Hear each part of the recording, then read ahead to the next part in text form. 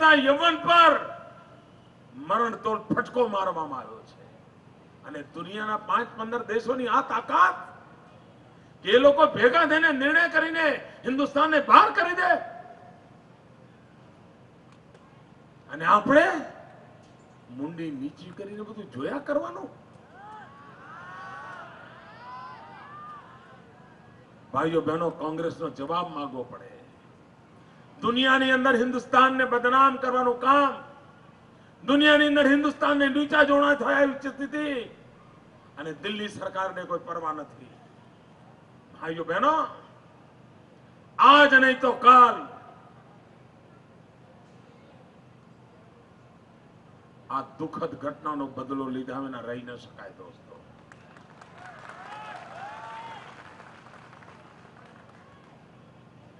ભારત ચૂપચાપ આવી ઘટનાઓ સહન ન કરી શકે.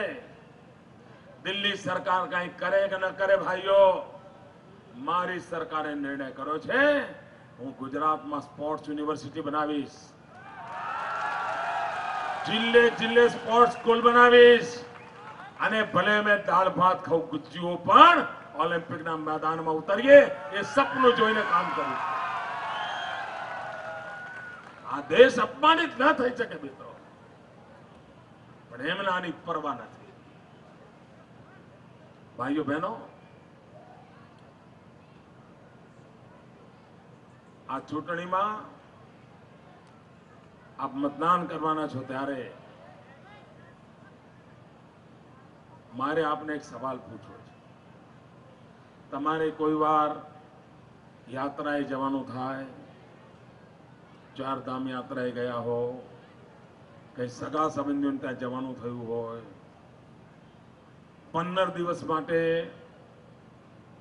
ઘરના બધા જ સભ્યો જવાના હો, ઘરે તાળું મારીને જવાના હો, 15 દિવસ પછી પાછા આવવાના હોય, તેમ છતાંય તમે તમારા ઘરની ચાવી કોઈ અજાણ્યાને આપીને જાઓ. ભાઈ,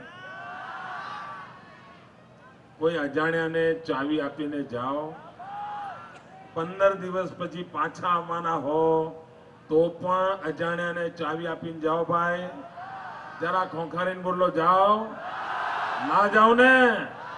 ભાઈઓ બહેનો, તમે કોઈ અજાણ્યાને તમારા ઘરની ચાવી ના આપો તો આ કોઈ અજાણ્યાને ગુજરાતની ચાવી અપાય?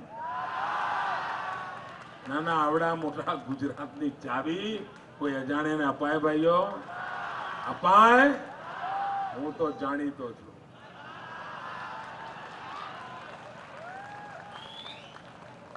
તમે મને બરાબર ઓળખો છો કે નહીં? ભાઈ, બરાબર જાણો છો કે નહીં? હું શું કામ કરું છે તમને ખબર છે કે નહીં? કોના માટે કામ કરું છે ખબર છે કે નહીં? કેટલું કામ કરું છે ખબર છે કે નહીં? ગુજરાતનું ભવિષ્ય સુધારવા મહેનત કરું છે ખબર છે કે નહીં? મને તમે પગના અંગૂઠાથી માથાની ચોટી સુધી ઓળખી ગયા છો. ઓળખી ગયા છો ને? તો પછી રાહ શું કરવા જોવાની? જાણીતા દો ને ભાઈ.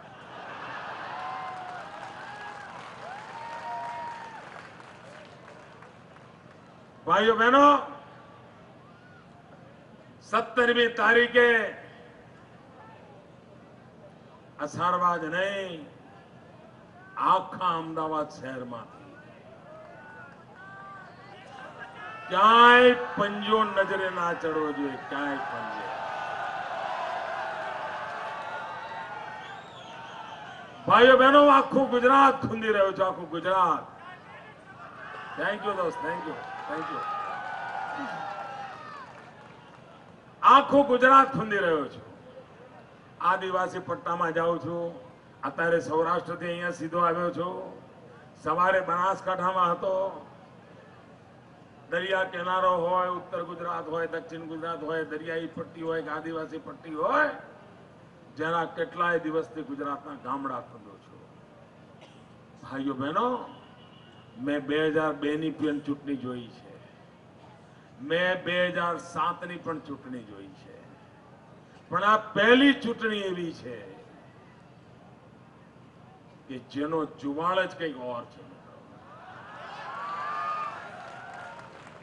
કેટલાક લોકોને એમ લાગે હતું કે આ વખતે ગુજરાતની ચૂંટણીમાં ગરમી નહીં આવે, પણ ભાઈઓ બહેનો હું તો અનુભવ કરું છું કે આ ચૂંટણીમાં ગુજરાતની અંદર મોજું નહીં, વેવ નહીં, આંધી છે દોસ્તો, આંધી. અને આ ભાજપની આંધી કોંગ્રેસને જડ મૂળથી ઉખાડી નાખવાની છે.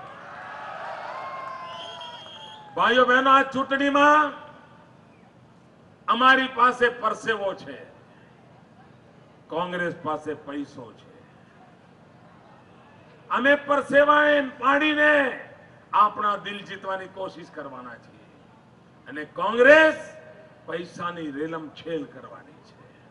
તમે જોતા હશો ને ટીવી પર કેટલી જાહેરાતો આવે છે, કેટલા રૂપિયા ખર્ચે છે, અને જેવી ટીવી ચાલુ કર્યો નથી કે દિશા આવી નથી.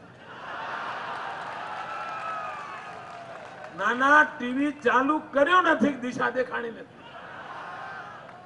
6 મહિના થયા, 6 મહિના આ કોંગ્રેસ વાળા દિશા હોદે છે, હાથમાં નથી આવતી.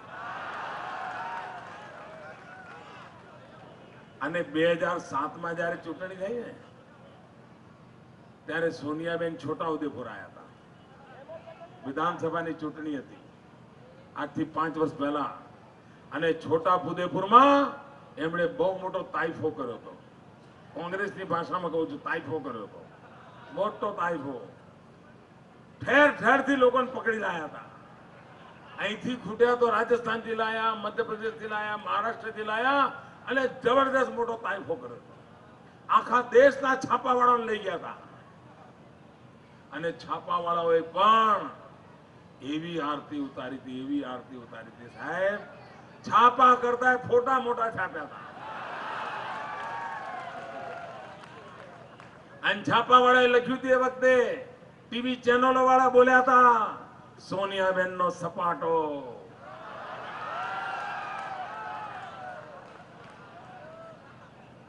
કમળ કરમાઈ જશે.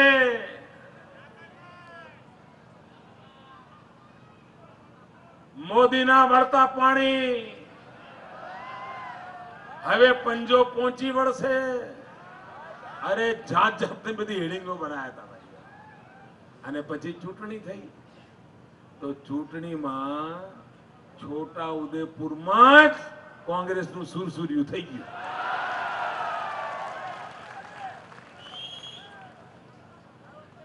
એટલે સોનિયાબેને દિશા બદલી. એમને એમ કે દિશા બદલશે તો દશા બદલશે. તે આ વખતે સોનિયાબેન રાજકોટ ગયા. કોંગ્રેસના મિત્રો, દિવાલ પર લખેલું વાંચી લેજો. તમે છોટાઉદેપુર જાઓ કે સૌરાષ્ટ્ર જાઓ, ગુજરાતની ધરતી પર હવે કોંગ્રેસને કોઈ સ્વીકાર નથી કરવાનો. એ તમારા જમાના પૂરા થઈ ગયા. ભાઈઓ બહેનો, આજે તમારી સામે 2 સરકારોના નમૂના છે. એક તરફ ગુજરાતની મોદી સરકાર, ભાજપ સરકાર છે. બીજી બાજુ દિલ્હીમાં ડોક્ટર મનમોહનસિંહજીની, સોનિયાબેનની સરકાર છે. ગુજરાત સરકારની ચર્ચા થાય તો શું ચર્ચા થાય છે? કોઈ જો વિરોધીમાં વિરોધી પણ ગુજરાતની સરકારની ટીકા કરે તો શું કરે છે? ગુજરાતની સરકારને ભાંડવું હોય તો શું કહે છે? એમ કે મોદીએ 200 કિલોમીટરના રસ્તા બનાવવાના કહ્યા હતા, પણ 180 કિલોમીટર જ બન્યા છે, હજુ 20 કિલોમીટર બાકી છે. મોદી સરકારની ટીકા કરવી હોય તો શું કે મોદીએ 500 શાળા બનાવવાનું વચન આપ્યું હતું, પરંતુ 490 જ બની છે, હજુ 10 શાળાઓ બાકી છે. કોઈ મોદી સરકારની ટીકા કરવી હોય તો શું કે મોદીએ કહ્યું હતું ગેસની પાઇપલાઇન નાખીશું, હજુ 50 કિલોમીટર પાઇપલાઇન નાખી છે, હજુ 15 કિલોમીટર બાકી રહી છે.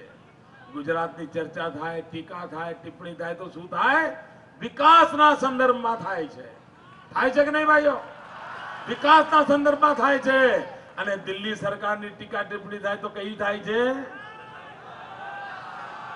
કૌભાંડો, ભ્રષ્ટાચાર, દુરાચાર, લૂંટા લૂંટ, કોયલામાંથી એ કાઢો અને હવામાંથી એ કાઢો, આનું બી કરી નાખો, પેલાનું બી કરી નાખો, હાથમાં આવ્યો નથી કે ગયો નથી. આખી દિલ્હી સરકારની આબરૂ આ છે. કૌભાંડો, દિલ્હી સરકારની આબરૂ છે ભ્રષ્ટાચાર, દિલ્હીની આ સરકારની આબરૂ છે લૂંટાલોટ. ભાઈઓ બહેનો, આ કોંગ્રેસ વાળા આ ગુજરાત કબજે કરવા માટે કેમ અધીરા થયા છે ખબર છે? આ કોંગ્રેસ વાળા ગુજરાત કબજે કરવા માટે એટલા માટે અધીરા થયા છે કારણ ગુજરાતની તિજોરી તરબતર છે. દિલ્હી તો લૂંટી લીધું, હવે જવું ક્યાં? એકલું ગુજરાત એવું બચ્યું છે કે જેની તિજોરીમાં માલા માલ છે અને એટલા માટે કોંગ્રેસનો ડોળો છે. પણ ભાઈઓ બહેનો, હું ગાંધીનગરમાં મુખ્યમંત્રી તરીકે નહીં, ચોકીદાર તરીકે બેઠો છું. અને જ્યાં સુધી હું ગાંધીનગરમાં છું, કોઈ પંજો ગાંધીનગરની તિજોરી પર નહીં પડવા દો. ભાઈઓ બહેનો, ગુજરાતને વિકાસની નવી ઊંચાઈઓ પર લઈ જવું છે. ગુજરાતના નવજવાનોનું ભાગ્ય બદલવું છે. તમે સુખી થાવ એટલું નહીં, મારે એવું ગુજરાત બનાવવું છે તમારા સંતાનોના સંતાનો પણ ગુજરાતમાં જન્મ લીધાની ખુશી વ્યક્ત કરે એવું ગુજરાત બનાવીને જવું. અને એના માટે મને તમારો સાથ જોઈએ, સહકાર જોઈએ. ભાઈઓ બહેનો, આપ કમળના નિશાન પર બટન દબાવશો ને તો કમળ માત્ર તમારા ઉમેદવાર પાસે નથી જવાનું. તમે જેવું કમળ પર બટન દબાવશો એ કમળ સીધે સીધું નરેન્દ્ર મોદીના ખાતામાં જમા થવાનું છે. અને એટલે ભાઈઓ બહેનો, હું આપની પાસે જંગી બહુમતીથી ભારતીય જનતા પાર્ટીને વિજયી બનાવવા માટે આપ સૌને પ્રાર્થના કરું છું. ભારત માતા કી, ભારત માતા કી.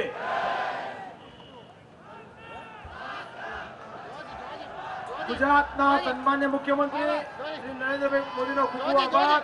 આ વિસ્તારની અંદર સર્વે નગરજનોનો ખૂબ ખૂબ આભાર. ભારત માતા કી જય.